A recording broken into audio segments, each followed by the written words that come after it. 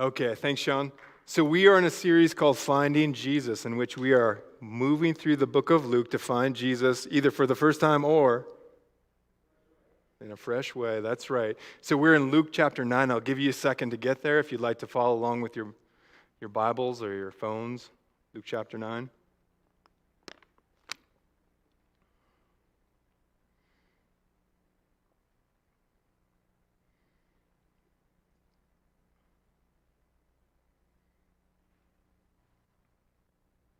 So today we huddle around God's Word and consider the concept of authority.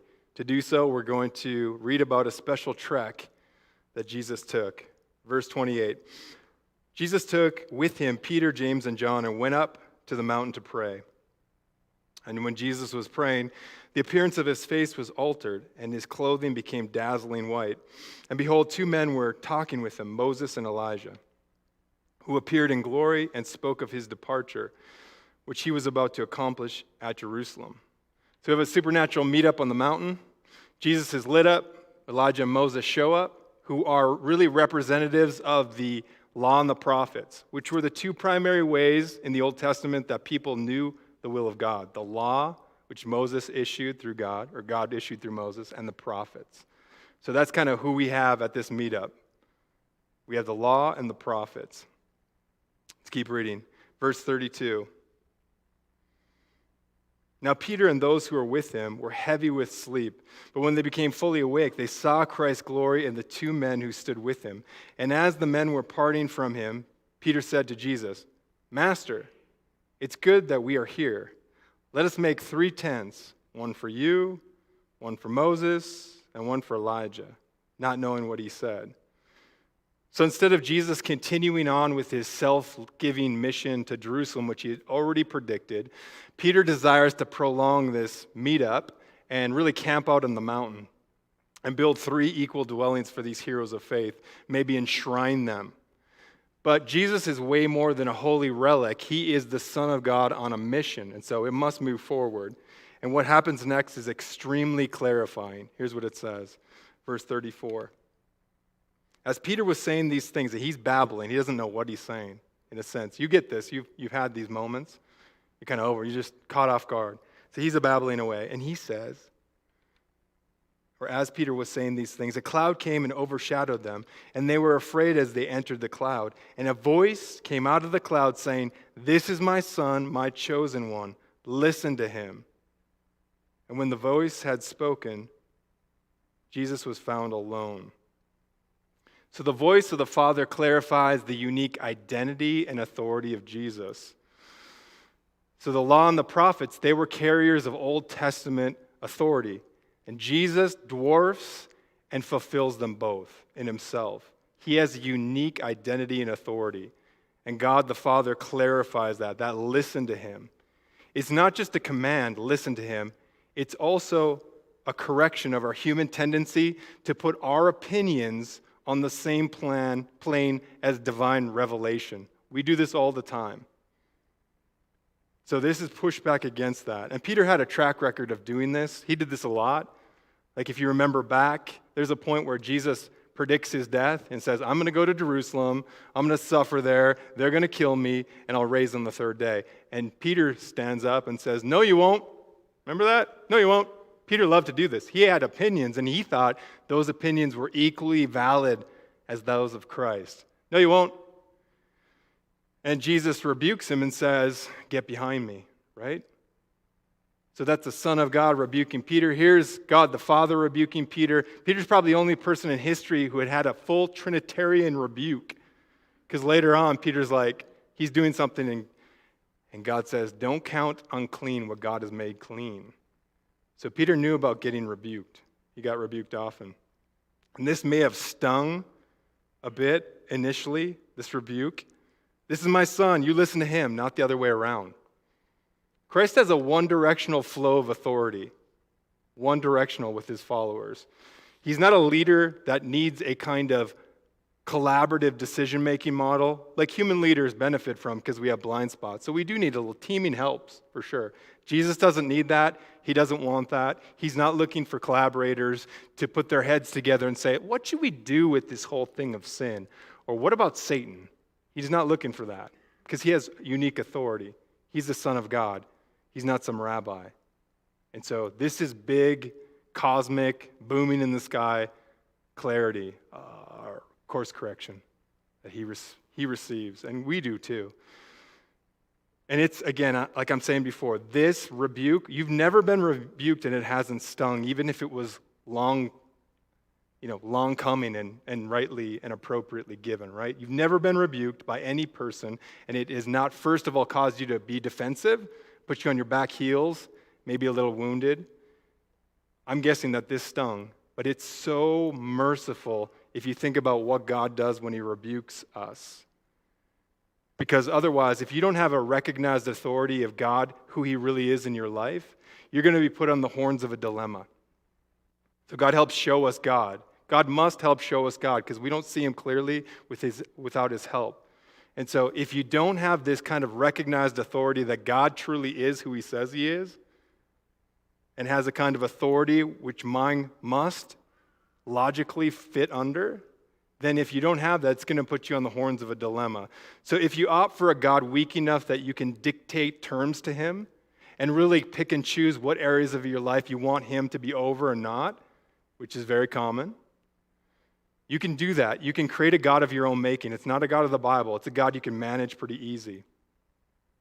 But unfortunately, what will happen if you do that, if you make a God small enough that you can own and move around, he'll be a God too weak to give you the kind of rescue, the kind of peace, the kind of reassurance, the kind of forgiveness that in your honest moments you know you long for. If he's too weak to tell you what to do, he's also going to be too weak to reassure you, to forgive you, to love you in a fierce way. So you have this dilemma. Either you make a weak God, and then at the same time on the other horn, then you have a God, if you don't do that, if you don't make a weak God, but you let God actually be who he is, supreme, sovereign, non-apologetic for the things he tells you to do. He doesn't mince around, and he doesn't apologize for things, and he wants everything. If you have that kind of God, who's really big and supreme as he is, then you're going to meet him. And the only logical response will be for you to take and surrender your life to his authority. So it's a dilemma. It's a dilemma until you find a solution, until you make a choice, because it's supposed to be uncomfortable. It's like having your foot on one side of two bridges that are moving apart. It's going to rip you up. It's supposed to. So that's the dilemma everybody faces. You make a little weak God, but it's a God too small for you to ever worship for sure. You're never going to get lost in the worship of a God of your own making because you know that you're taking earthly things and pounding them and shaping them like a blacksmith to make a little idol that you bow down to. But you pretty much know, I made that God. I wonder if that God can hold me in the crazy. That's why people without God never have a solid, robust peace. Everything's up for grabs, and they know it. They also feel some wrong. There's some conscience God gave us when we were made in his image. And until we have a God big enough to say, you're wrong and I love you and I forgive you, you won't have peace. You'll walk in brokenness. So that's the dilemma. So when God pushes back on Peter, it's actually incredibly merciful and kind. Because to recognize a higher authority is to submit and say, God, I'm realizing that you need to have reign in my life rather than myself, right? And at the core of it, this supremacy of God is really about being overshadowed by him, which is being at the brink of transformation. When God is big enough that you allow him to speak and be big in your life, then you're coming face to face with the real God of the universe. And he's big enough then to love you in a fierce way and to transform you. You're at the brink of that. When you feel like, man, there's a big God, I'm coming face to face with him. He's really bringing you to that uncomfortable point of decision, which then on the other side of it, like a threshold we talked about for a number of weeks, when you're on the other side of the threshold, you're like, I can't believe that was such a war. I mean, God's so much smarter than I am. He's awesome. He loves me deeply. I'm always trying to seek love and put it in my bucket with the empty hole in it, and God fills me up, solid and strong. That's transformation. That's the only form of real transformation. Coming up to the supremacy of God and being overwhelmed by him in submission, which is a word that we hate, submission. So though Michelle and I are not foodies, we do like to watch these docuseries about high-end chefs. I don't know if you've ever, there's a lot of them. There's a whole lot of these series on like chefs all around the world. And there's two different kinds of chefs they always kind of study. There's the kind of chef that's like, maybe she's like an 80-year-old woman. She has no recipes anymore. She's just like putting stuff into the pot, but she's figured that out. I don't like those as much. What I like are the guys who are they're so big into honing their craft, it borders on the edge of obsession. I find those guys to be fascinating. They're just really honed in. Like everything is about cooking, which is probably unhealthy, but I find that interesting. And there was an episode we're watching about Lennox Hasty. He has a restaurant in Sydney, and he's a super chef. And he will take and hand select his cows, like 2% of the herd, hand selects these cows, and then he takes the meat, and he ages it for 200 days in this climate-controlled environment. And so he's a master of meat. And this elitist food critic is interviewed about this chef. And he says, this is the food critic speaking on the episode. He says, when you've had a Lennox steak, what you're getting on the plate is nothing but meat, salt, and skill. This is extraordinary meat. And when you eat it, it will change your life. He's serious. I mean, this is an elitist food critic. I mean, all of his life is writing about food. There's nothing on the plate but meat, salt, and skill. When you eat a Lennox steak, it will change your life. Change your life. Now, I've had the extraordinary experience to eat some really tremendous food. I once went to a real ritzy wedding where the food cost more than I spend on clothes in a year for one meal. No hyperbole. Ridiculously expensive food. And I didn't know. I was like, this cow must be from the royal family. But it was great. And at the end of it, I'll say this, I was certainly pleased. It was flavorful, but it didn't change my life. I mean, at best, we're never more than temporary renters of the food we eat. True story? So transformation never happens it's sad that it's kicking in now. Transformation never happens so cheaply, true? But in our world, if you don't have a huge monster, not monstrous, but huge and grand God, the creator God of the universe, that you meet and loves you fiercely, then you're forced to take earthly things and beat them up into these idols. But they're never enough because they fail you. So then you have to say ridiculous things like, this food will change you, but it won't. Transformation only happens when you meet a truly authoritative God. He's so big that his transformative love and his transformative authority says, you're wrong and I love you anyway. Now I will set the dictates of your life. Me. I call the shots because that's what it means to have God as your Savior and your Lord, right? That's what transforms you. You won't get it otherwise. You can't play with God. He's not a make-believe God, and he's not a God of half measures. He's like, I will take it. I'll be everything for you. And I'll tell you what to do. And I'll be so big that you'll get caught up in the worship of me. Because every day it's a new novelty about God. He's never old and stale. Gotta think if you kept eating a Lennox steak over and over again, it would become something you're accustomed to. That's why the world hunts for novelties all the time. All the time. All the time. Have you heard about this little restaurant nobody knows about? People spend their lives seeking out the next thrill, the next thrill.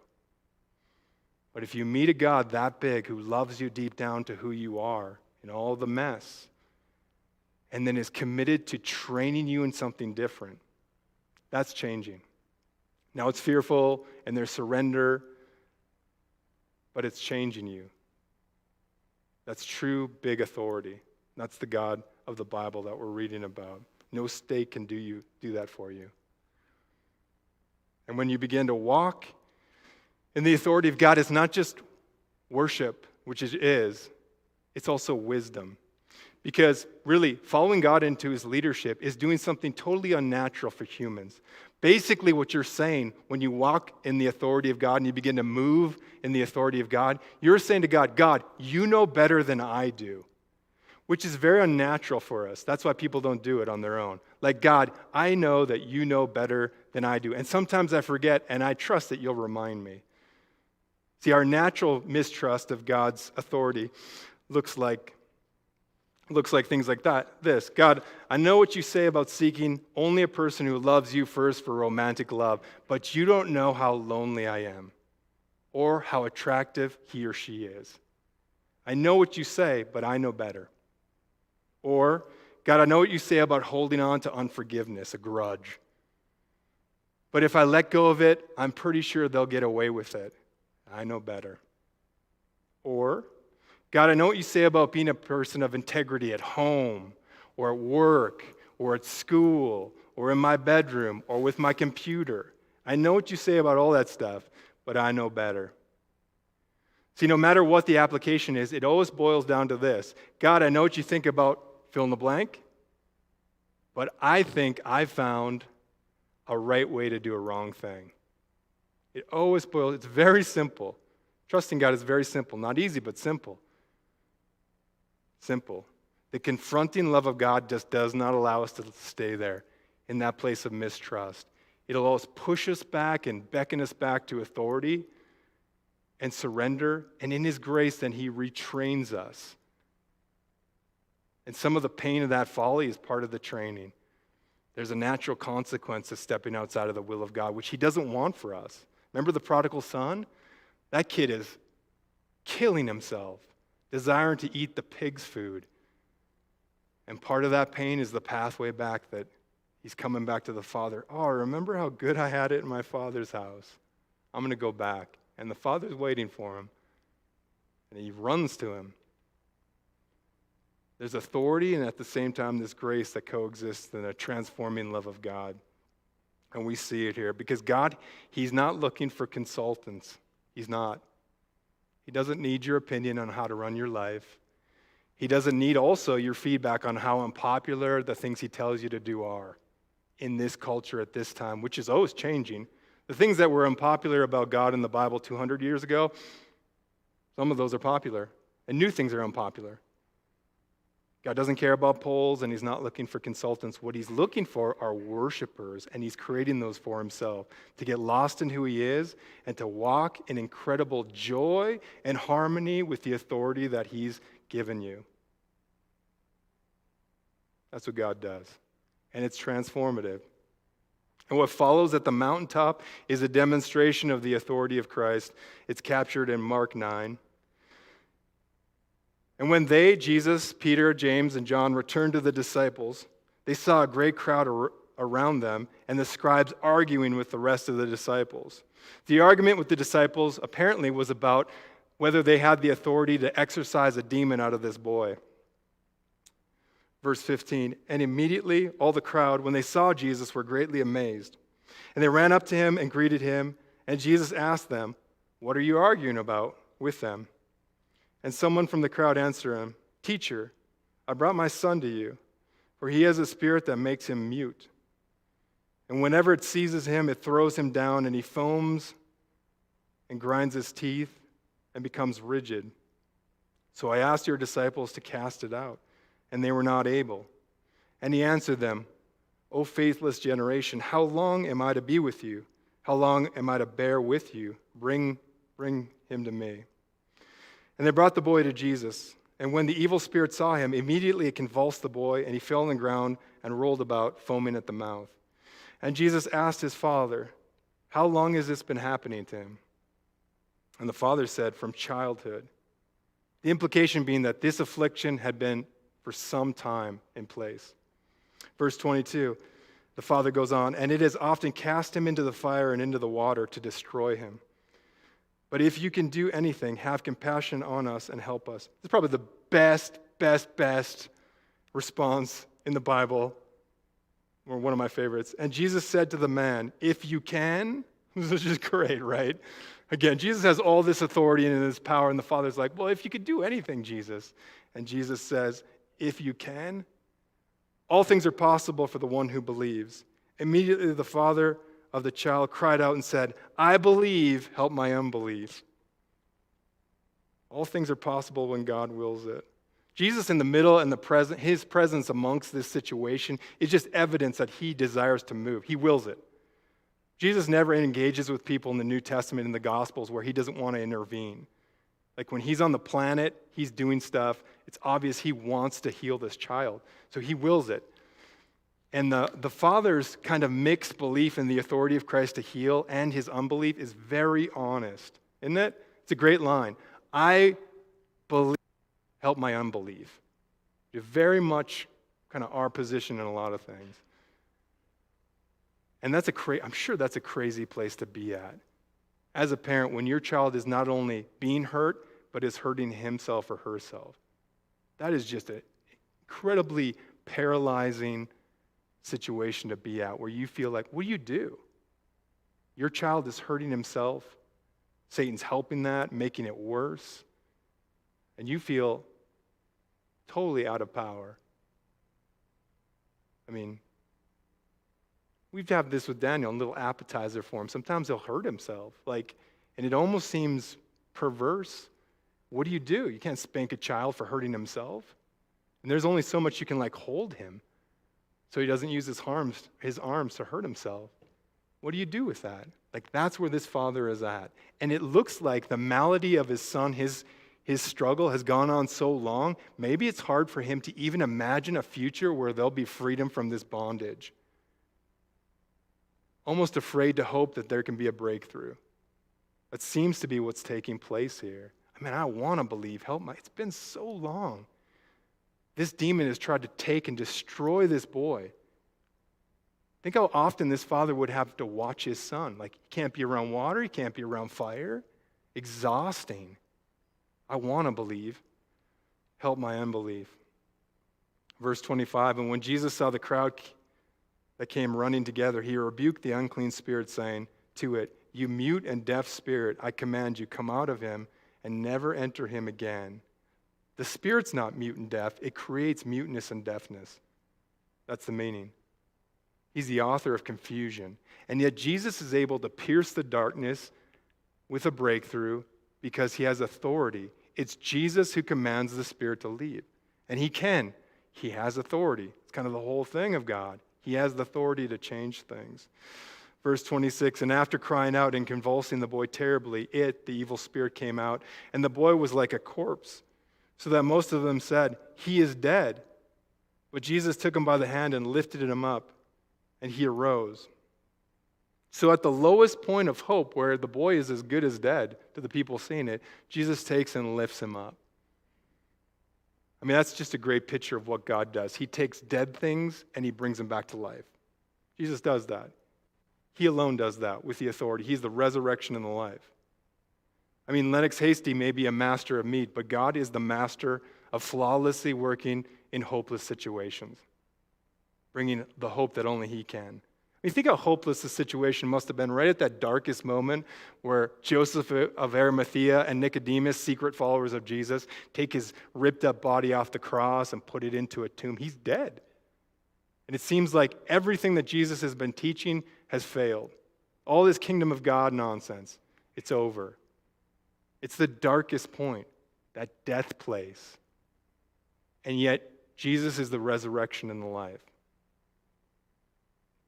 God works in hopeless situations. It's where he does some of his best work, probably, because we're in the ripest place then to finally be in a humble spot where we're ready to accept help. It's hopeless. There's no more hope. For yourself, there's no more hope. On your own strength, there's no more hope. And God moves in that. I am the resurrection and the life. So for you, like the father of the boy, your struggle, maybe you're in a struggle right now. Maybe it feels like it's been going on so long that it's hard for you to imagine a future where there'd be freedom from bondage. Quite possible. Seems so hopeless. Maybe that's for you. So we go to prayer. Because the last part of this section, it's not up there, but the last part of the section is the disciples later come to Jesus when they're inside some house and say, why couldn't we cast that demon out? And Jesus says this kind can only be cast out by prayer. In some way, because the disciples had cast out demons before, Jesus sent them on kind of a field trip 2 by 2, and they did this all over. But in some way, they had forgotten that the power of transformation to bring people out of bondage wasn't inherent upon themselves. They didn't hold it inside of themselves. They just don't have that authority. But it was always based on a dependency of God in prayer. Like he is the one with the power. He has the authority. It's not in you. And so in some way they had forgotten that. That's why we go to God in prayer. And so we're going to get on our hopeful, dependent prayer, knowing that God has the authority to change things. So we're going to seek that with confidence, fully knowing that you can approach God's throne. Again, because of Christ, if you're a Christian, when God sees you or hears your prayer, he sees and hears the voice of his Son. And that's who he sees. That's what it means to be hidden in Christ. Your righteousness is fully intact in the person of Christ in heaven before God the Father. That's the gospel. So if that's the case for you, if that's not, then you can pray all you want. That stuff just bangs off the ceiling. I mean, you just might as well be rolling that to whoever, fill in the blank. But if you are a follower of Christ, if you've given your yes to the forgiveness and leadership of God in your life and said, I know you have authority and I want your authority over me, and I believe that what you provided in Christ on the cross was what I need for forgiveness and newness of life, that's your case, then you approach the throne of God in prayer, which we're about to do, with even a long-standing struggle for you that seems like, I don't even want to hope. I'm afraid to hope in that anymore because I'm afraid and I'm tired of being disappointed.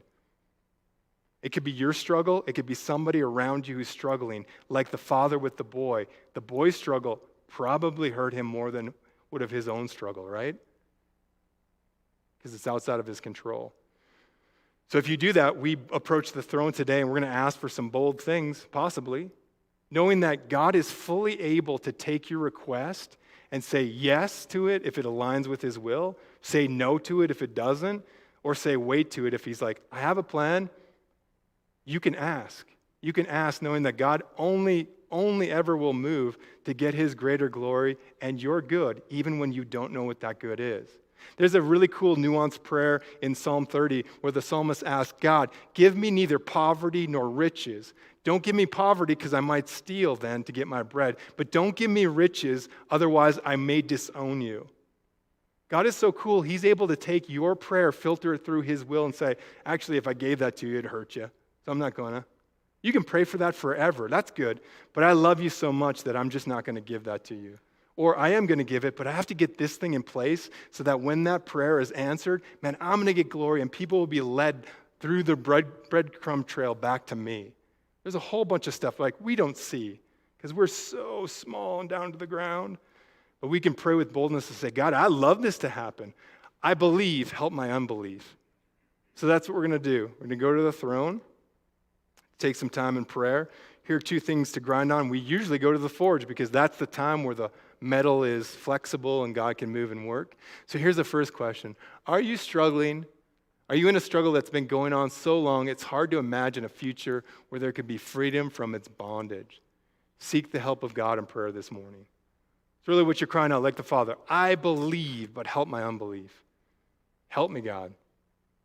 So that'd be great. I'll be in the back corner during the time at the forge and the closing song. If you like prayer, that's also, man, God has given us chances to pray with other people to help unburden ourselves. Because when we get alone with a prayer struggle or a struggle, it gets so big to us in the corner that it becomes bigger than it should be, and bringing it out of the darkness helps break the back of that stronghold.